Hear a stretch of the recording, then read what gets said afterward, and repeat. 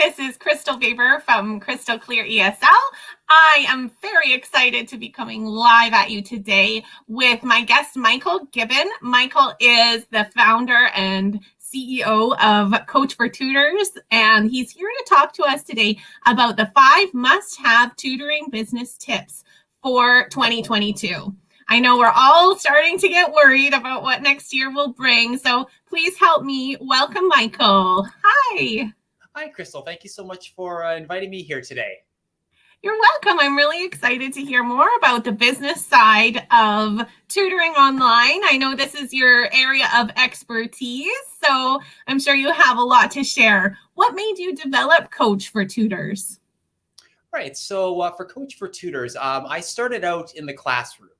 And I was teaching grade 1, and I had, after a couple of years of 32-on-1 ratios, I just felt that students were not getting the best that I could give them because it was just such a lopsided ratio. So Right. I decided to go into tutoring, and I was a tutor for a couple of years with a couple of students here and there. Then I worked at another learning center, and then I decided to go on my own and open up my own tutoring company in 2011. And we're all lifelong learners, and the education side, I felt very confident. I felt comfortable with. The business side, though, I was lost. Exactly. Yeah. That was on a good day. I was like, the marketing, the sales. I was like, what does that even look like? Testimonials, just networking. What's that all about? Just felt completely lost. And I struggled so much with my business because I didn't have the business foundation and the business skills to really develop and really keep my business going strong. So I got a really good coach who helped me to develop that business side of things. And then after, 8 years with my company, I decided I really want to start helping other tutor companies grow their businesses because I've been there. I get that feeling of uncertainty and what's going on and trying to navigate. So I wanted to put together a system that was effective and efficient for tutors so that they could navigate the business side comfortably, confidently, as well as continuing to do what they love, which is helping students become successful in their endeavors. Oh, that's amazing. It's so true, though. Like, we get into online tutoring as teachers, not necessarily as business people. So I think there's a lot of us out there who need that support. What are some common areas of difficulty that tutors have and come to you for help with in developing their businesses, Michael? Right. So I think, Crystal, a couple things that have really come in over the last couple of years, and even kind of mirrors my own journey with my own business. The first one being, getting those foundational skills. I've tried marketing this, nothing's working. I'm really nervous talking to people about money. I'm nervous about talking to people about my product. Like, am I giving something that's going to work? And so just really helping my clients with building confidence in let's set up a system that's effective and efficient for your foundation. Do you have all those pieces that you need? And let's set those goals to help you get where you want to go. And also just really helping with the goal setting, because you can get so lost in the shuffle of trying to develop your business and doing the tutoring and doing this and that setting those clear, concise goals, it gets very difficult. So just let's help get you there and put that together. And of course, there's some room for flexibility, of course, as well. Right. Wonderful. Yeah. And the biggest thing I've noticed, really, and this has come from either people in the Facebook group or from clients or from my own experience, but also from clients as well, is, what do I do in terms of pricing? Like, I really, I think the biggest lesson you want to learn as a tutor and as an edupreneur is, we're in a nature we want to give. We want to help. We want to help people succeed. And that's great, but it's also you want to help yourself succeed and really put a value and give yourself that worth, because I see so many people who charge $10 an hour or $12 an hour, or $8 an hour, and you're going to really tire yourself out because you're going to be putting so much emphasis on providing something that's financially amazing, but it's like, well, is that really what you're worth though? So think about what you're worth and what you're providing. Think of how you can put it together as a nice package for people so they can see, okay, this is what this journey is going to look like going with this tutor. And I see it so often in the marketing. There's a lot of people who put ads out there that are, here's my name, my qualifications, here's my price, and here's my contact information. And it's like, then it turns into a bidding war. And you, as a tutor, as an entrepreneur, you're working with a family's VIP. You are above a bidding war in that case. Think of what can you do to provide the best solve the problem for the family and provide the best service you can provide, and make sure that you're acknowledging your worth in there as well by charging what you're worth.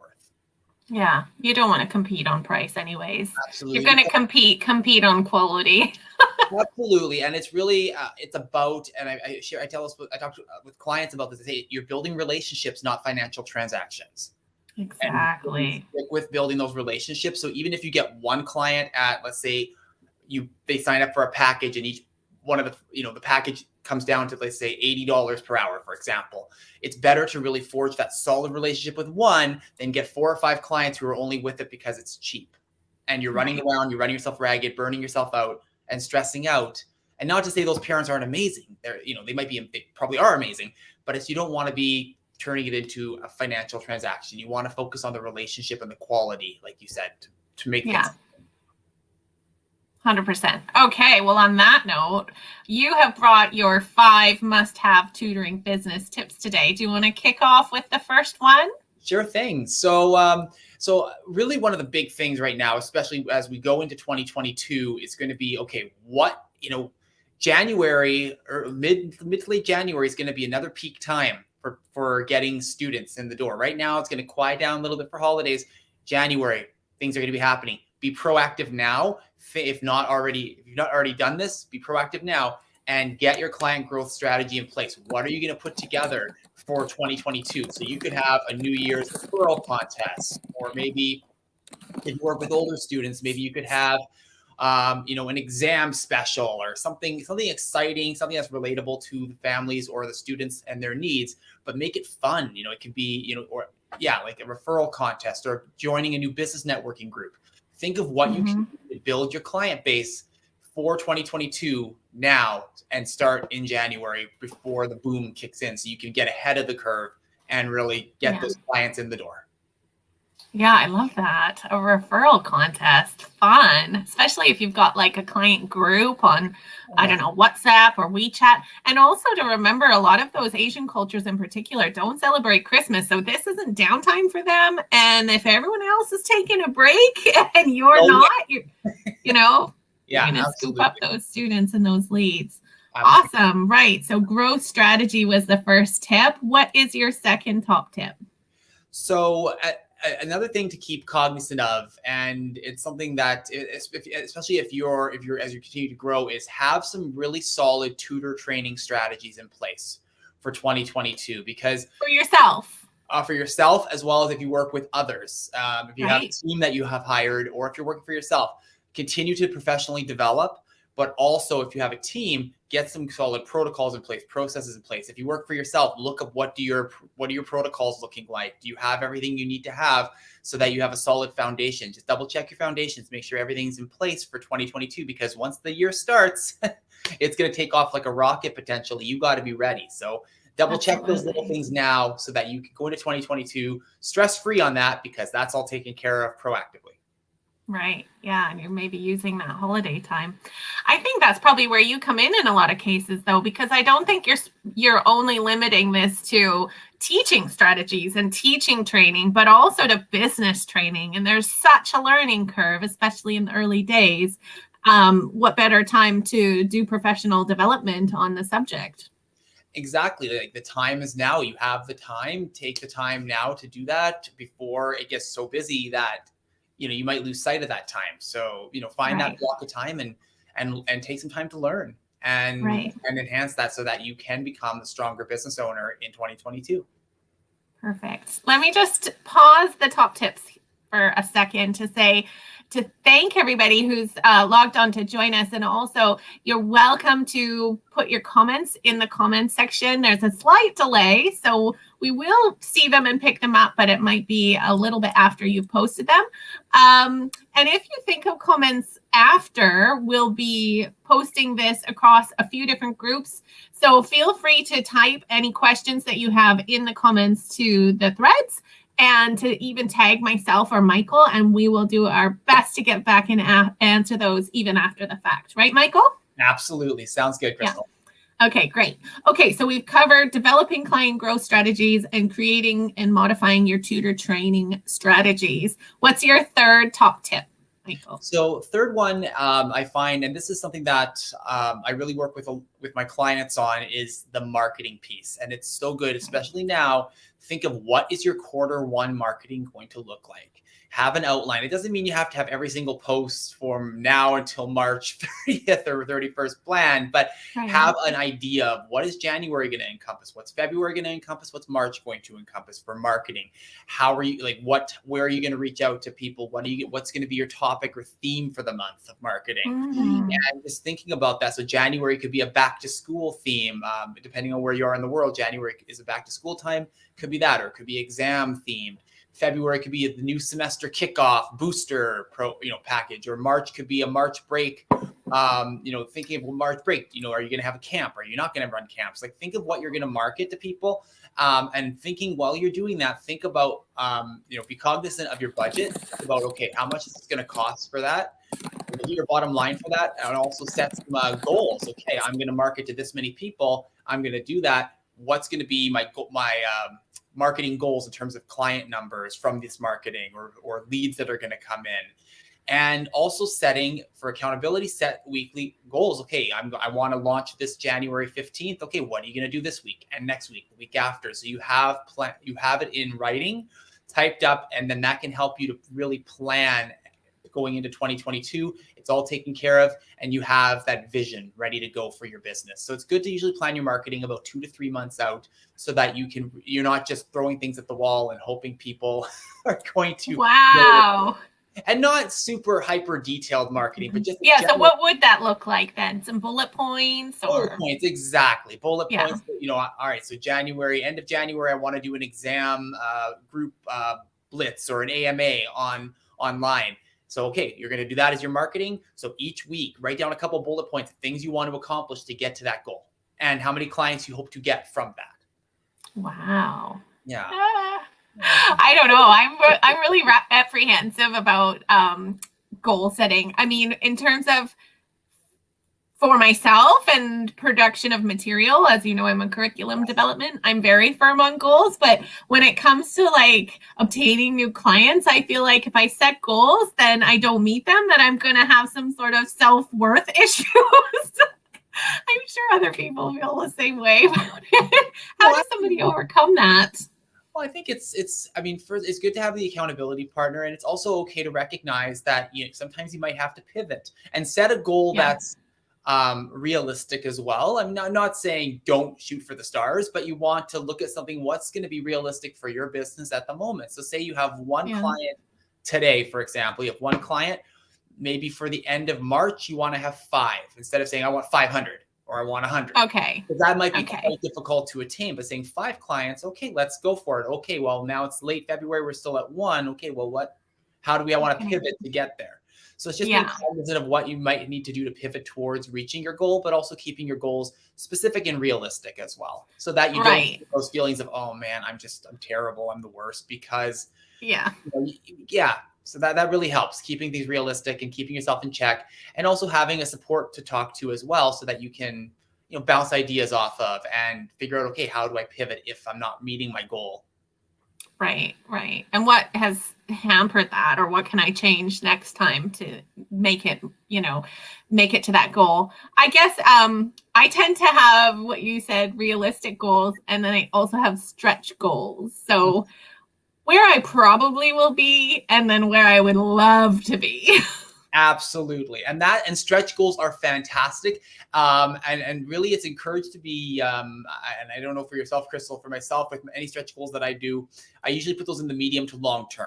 I'm like, okay. I want to hit the big goals, but these are going to be more of an overarching over the year type thing, that I want to get to this bigger next threshold. Right. Well, that's smart, because then if you see month to month that you're not even close to that stretch goal, you still have time to amend it. Well, you have time to amend it, and also you have time to be like, okay, let's look at the little steps that got me to that goal, or almost to that goal, and what can I course correct, but also, hey, what can I celebrate? Because if you set a goal of, say, you want to get 100 students by the end of the year and you're at only a couple students in January, you don't want to feel flustered if you don't hit it by February. You're like, okay, little steps. What did I accomplish? Oh, I got 5 more students this month. Great. I'm on the road to that goal, to that stretch goal. Yeah. I love that term. So love it. That's great advice. Cool. Okay, so we've covered develop your client growth strategies, create and modify your tutor training strategies, and set your marketing goals and how you're going to achieve them. Ooh, that's a lot so far, but you have 2 more tips for us. So what is number 4, Michael?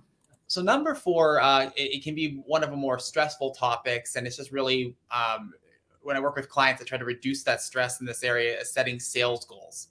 So setting your sales goals in terms of, okay, what's your revenue goal for the quarter, for quarter 1 at least? I mean, ideally you want to set a stretch goal for the year, but what's your revenue goal for quarter 1? And what are going to be your expenses? Like, think about your budget, because you want to keep within certain parameters so that you're not making 5,000 and spending 6,000.